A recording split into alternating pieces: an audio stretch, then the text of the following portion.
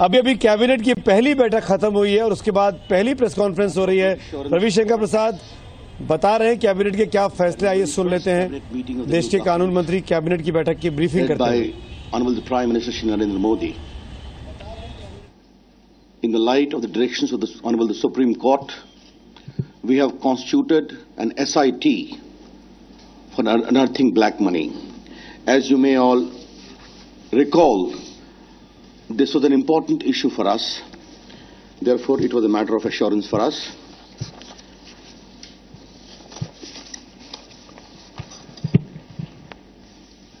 The head of this SIT is Justice M.B. Shah, former judge of the Supreme Court of India, as the chairman.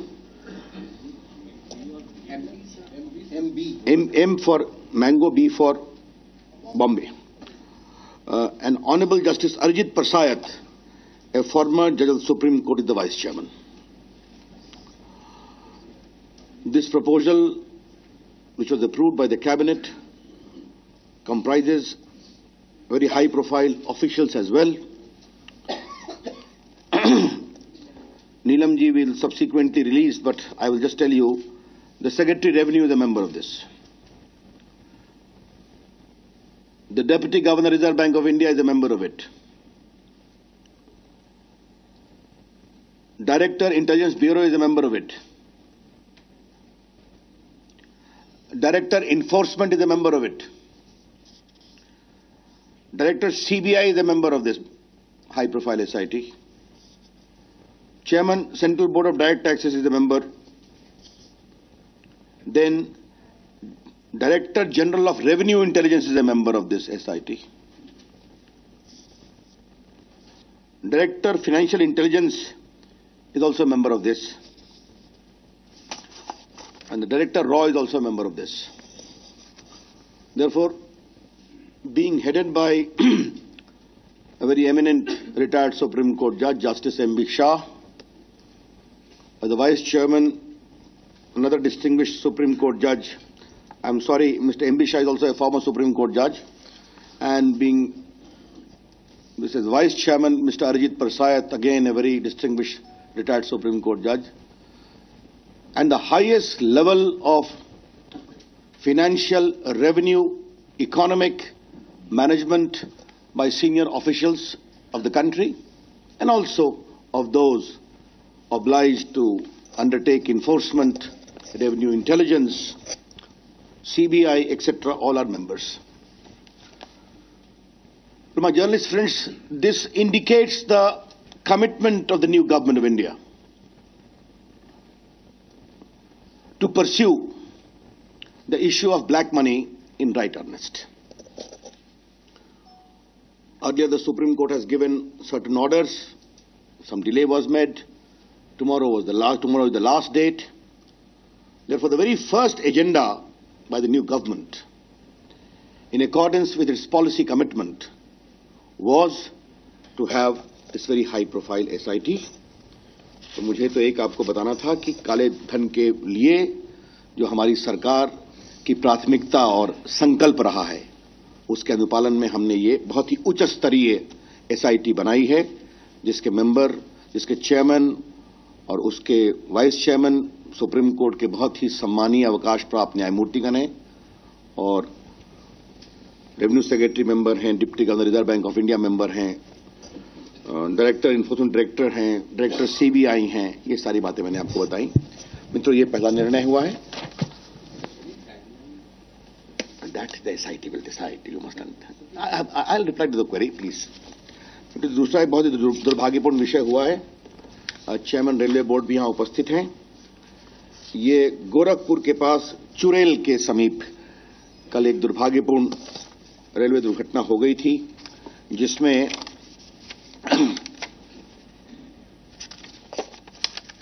28 लोगों की दुर्भाग्यपूर्ण मृत्यु हुई है, 14 गंभीर रूप से घायल हैं और 57 को सिंपल इंजरी है। अभी 31 लोग हॉस्पिटल में हैं, 3 अस्पतालों में। कल जैसे ही इसकी घटना आई, कल प्रधानमंत्री जी ने शपथ ली और कल ही जो राज्य मंत्री रेलवे के हैं श्री मनोज सिन्हा और श्री कलराज मिश्र जो कि वरीय मंत्री हैं भारत सरकार के नई सरकार के, इन दोनों को प्रधानमंत्री ने निर्देश दिया कि आप जाइए, वहां जो घायल हुए उनकी व्यवस्था होनी चाहिए। तो उसमें वहां गए हैं ऑन स्पॉट पर और प्रधानमंत्री ने घोषणा भी की, आपको मालूम होगी रेलवे बोर्ड ने भी घोषणा की है, जो 2 लाख जो मरे हैं उनको 2 लाख रुपए की मुआवजा दिया गया है, जो गंभीर रूप से घायल हैं उनको 1 लाख रुपया और जो जिनको सिंपल इंजरी है उनको 20,000 रुपए की सहयोग राशि दी गई है। अभी तुरंत इसके बाद रेलवे बोर्ड के चेयरमैन मेरे साथ आए हैं। नए रेलवे मंत्री ने सुरक्षा के विषय में एक उच्च स्तरीय बैठक बुलाई है। A very high level meeting on railway safety has been called. Cabinet में मौन भी धारण किया गया और इस पर चर्चा हुई। तो मित्रों, आज ये दोनों गंभीर विषय थे।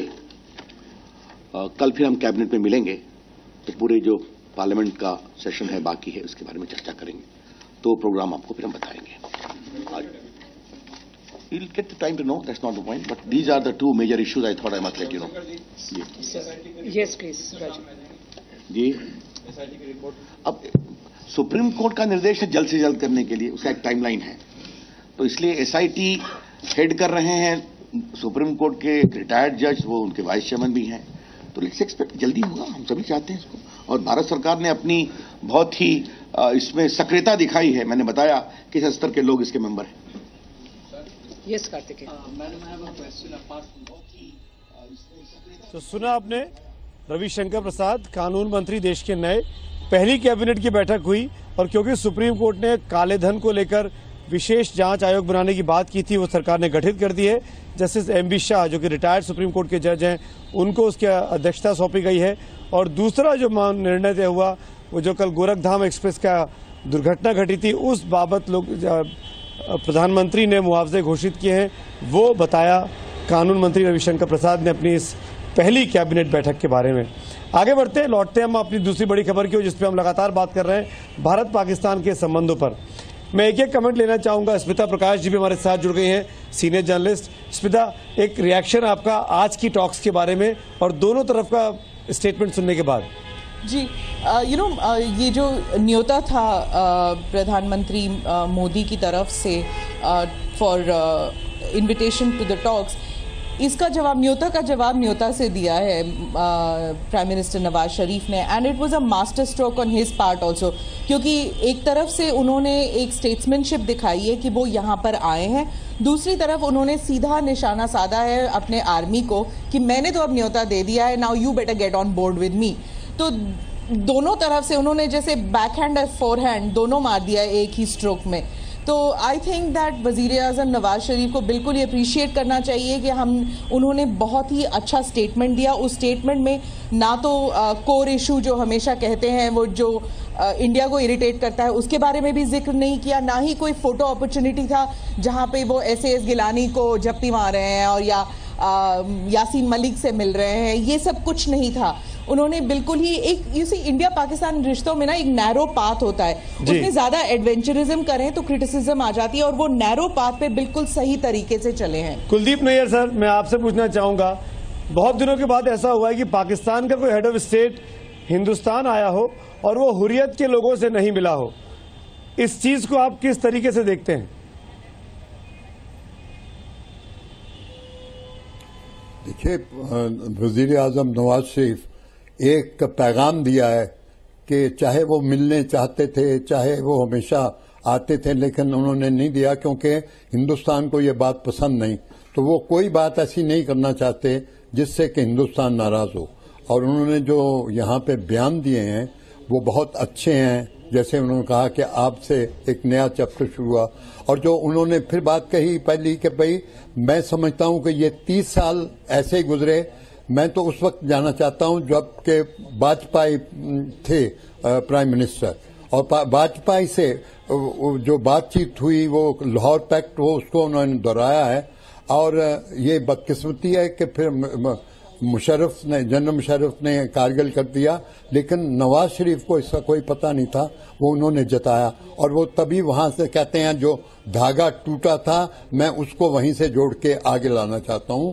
तो ये पैगाम जो है एक सुलह का है और ये एक ऐसा नक्शा है जो कल की बात बताता है। तो इससे बहुत अच्छा देश पे असर पड़ेगा और पाकिस्तान पे असर पड़ेगा। ये तस्वीरें हम देख पा रहे हैं, नवाज शरीफ वापस जा रहे हैं, उस वक्त की तस्वीरें हैं। पाकिस्तान एयरफोर्स के विशेष विमान से वो आए थे, वापस लौट चुके हैं और इस वक्त तक तो शायद अपने मुल्क पहुंच भी चुके होंगे। जफर इकबाल साहब, एक रिएक्शन आपका। भारत पाकिस्तान करीब आ रहे हैं, तो बातचीत हो रही है, आप तो पाकिस्तान के साथ खेल चुके हैं। नहीं, बहुत खुशी की बात है कि हम लोग एक दूसरे से मिल रहे हैं और मुझे अभी भी याद है वो दिन जब हम लोगों ने शुरुआत की थी हॉकी टेस्ट सीरीज से 1978 में, और बाद में क्रिकेट वाले भी गए और मैं जब भी पाकिस्तान गया कि खेल के जुड़े हुए टेस्ट सीरीज में या एशिया कप में मैं खेलने गया या चैंपियन ट्रॉफी में खेलने गया, दोनों मुल्क के लोग बहुत चाहते हैं एक दूसरे को, उसमें कोई शक की बात नहीं है। और मैं समझता हूं कि ताल्लुकात जो हैं बहुत अच्छे होने चाहिए दोनों मुल्क के अंदर। ये ज़रूर है कि जब मैं लोगों से वहाँ पे मिला तो उनका रिएक्शन कुछ और होता है, यहाँ के लोगों का रिएक्शन अलग होता है, तो मैं दोनों को मिलाना चाहता हूँ कि वो उनका क्या कहना है। और ये मेरे ख्याल में मेरे पैनल के लोग शायद पाकिस्तान नहीं गए होंगे, मेरे ख्याल में मैं 8-10 मरतबा गया हूँ पाकिस्तान और खेल के संबंध में ही गया हूँ, हिंदुस्तान की हॉकी टीम लेके गया था। और वहाँ पे एक जर्नल जो मैं बातें होती हैं वो ये कहते हैं कि भाई हम हिंदुस्तान नहीं जाएंगे, पता नहीं वो लोग क्या हमारे साथ करेंगे। और ऐसे ही जब हम लोगों ने उनको समझाया कि भाई ऐसी कोई बात नहीं है, वहाँ आइए जाइए, कोई ऐसी बात नहीं है, मगर उनको एक खौफ ये है कि जो भी वहाँ पे कुछ हादसे होते हैं पाकिस्तान के, वो ये कहते हैं कि रॉ ने किया है। अच्छा, यहाँ के लोग ये कहते हैं कि साहब ISI, you know, is very different culture. मगर मैं समझता हूँ कि लाहौर यात्रा में भी मैं वाजपेयी जी के साथ था और मुझे बहुत यकीन था कि बहुत अच्छा यानी संबंध होने वाला है और बड़े दुनिया के लोग सब वहाँ पे आए हुए थे जी। और मुझे ये भी लग रहा था कि पता नहीं क्या बात है, नवाज शरीफ साहब बहुत यानी काफ़ी सीरियस थे और जनरल मुशर्रफ साहब वहाँ पे मौजूद नहीं थे। और हुआ यही कि जब हम लोग लौटने लगे कि वो कारगिल का हादसा हो गया। वो एक बहुत यानी एक बहुत बड़ी कहानी। सनी देओल के साथ जुड़ना चाहूंगा। सनी देओल काफी देर से हमारे साथ जुड़े हुए हैं, जाने माने बॉलीवुड के एक्टर हैं, स्टार हैं, मुंबई से हमारे साथ हैं। सनी, पहला सवाल तो यही कि आपने कल देखा होगा शपथ ग्रहण हो गई नरेंद्र मोदी जी की, नवाज शरीफ आए, शिरकत की, आज दोनों के बीच बातचीत हो गई, नरेंद्र मोदी PM बन चुके हैं।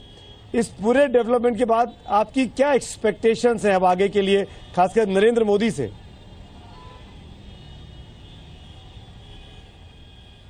देखिए, मुझे पूरा यकीन है कि जैसे मैं कह रहा हूँ, Modi ji is the leader और जितने भी उनके साथ जुड़ के खड़े हुए हैं और जो इस वक्त सब जीते हैं, कितने हमारे एक्टर्स भी हैं और ऑब्वियसली ये जीत रही है एक तरह से मोदी जी की, बिकॉज पूरी जनता को यकीन है कि वो इस देश को एक प्रोग्रेसिव तरह से आगे बढ़ाएंगे और कोई तरीके से नहीं। और मुझे भी इस पर पूरा यकीन है एंड हमें बस ये देखना चाहिए कि हम ये नहीं कि वो करेंगे, हमें भी जैसे कहते हैं, ये मत पूछो कि देश आपके लिए क्या कर रहा है, ये पूछो कि आप देश के लिए क्या कर रहे हैं। ये नहीं कि वो करेंगे, हमें भी जैसे कहते हैं, ये मत पूछो कि देश आपके लिए क्या कर रहा है, ये पूछो कि आप देश के लिए क्या कर रहे हैं। प्रोग्रेसिव एटीट्यूड है सनी, ये तो ठीक है, लेकिन जो मुलाकात हुई नवाज शरीफ की नरेंद्र मोदी की, उसके बारे में आपकी क्या राय है? देखिए दोस्त,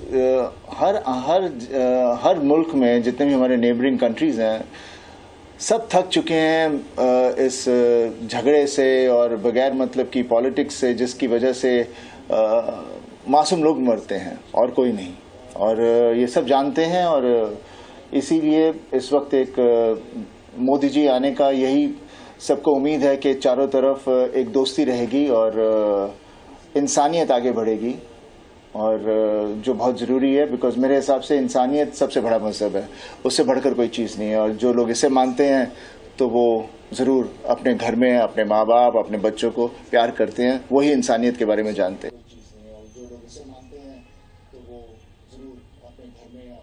जी बिल्कुल। सुशांत सरीन जी, आपने कहा कि दिल मिले, प्यार मिले, हाथ मिले, इन सब से बात करने की बजाय हमको अपने अपने इंटरेस्ट के बारे में सोचना चाहिए। तो पाकिस्तान के साथ हिंदुस्तान जब दोस्ती का हाथ आगे बढ़ाता है या बात करते हैं नरेंद्र मोदी, तो किस इंटरेस्ट को सबसे पहले आपको लगता है कि उनको बात करना चाहिए?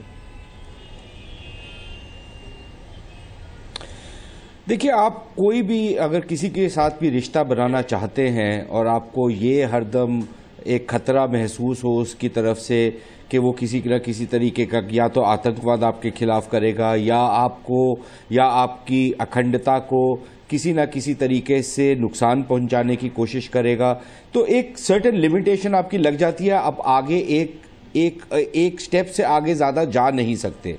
और इनवेरिएबली हमने यही देखा है कि जब भी कोई पेशरफ्त होने की बात होती है तो इनवेरिएबली वहाँ से बोला तो ये जाता है कि नॉन स्टेट एक्टर्स हैं, लेकिन बाद में हमको पता लगता है कि वो non state actors actually state actors ही थे या स्टेट एक्टर्स के साथ काम कर रहे थे। तो जब इस तरह की हरकत होती रहेगी, मेरे ख्याल किसी भी सरकार के लिए और किसी भी समाज के लिए दूसरी सरकार या समाज के साथ हाथ मिलाना बहुत मुश्किल हो जाएगा। अगर आपके यहाँ पर बम और गोलियां चलती रही, जैसे कि प्रधानमंत्री मोदी ने भी कहा था अपनी इंटरव्यू में, तो आपको बातचीत कभी सुनाई दे नहीं सकती। तो मेरे ख्याल अगर आपने रिश्ते बेहतर करने हैं, और बेशक आपको रिश्ते बेहतर करने चाहिए क्योंकि आप दोनों देशों का इसी में इंटरेस्ट है कि आपके रिश्ते अच्छे हों और इस तरह का जो वायलेंस है वो ना हो। आपने अपने शुरू में कहा कि एक बर्फ जमी हुई है भारत और पाकिस्तान के बीच में। देखिए, मेरा मानना यह है कि अगर बर्फ जमी होती तो इतना दिक्कत ना आती। प्रॉब्लम यह है कि एक आग लगी हुई है और आग को बुझाने की जरूरत है। तो शायद उसके लिए हमारे को कुछ इस तरह के कदम पाकिस्तान को भी उठाने होंगे कि हमारे को ये आश्वासन हो कि पाकिस्तान की तरफ से इस तरह की कोई हरकत नहीं होगी। फिर मेरे ख्याल the world is your opportunity उसके बाद। लेकिन अगर ये एक बेसिक मिनिमम चीज जिसमें मैं आपसे ये एक अपेक्षा रखता हूं कि आप मेरी सुरक्षा को खतरा नहीं पहुंचाएंगे, मेरी जानो माल को खतरा नहीं पहुंचाएंगे, अगर ये भी नहीं मैं आपसे रख सकता तो उसके बाद मेरे लिए आपके साथ हाथ बढ़ाना या आगे बढ़ना असंभव है। तो अगर ये बेसिक मिनिमम चीज हो जाए तो उसके बाद बहुत सारी चीजें हो सकती हैं। यही तो बड़ी बात है कि पाकिस्तान से क्या हमको ये एश्योरेंस मिल सकता है कि हिंदुस्तान में आतंकवादी गतिविधियों को बढ़ावा नहीं मिल पाएगा।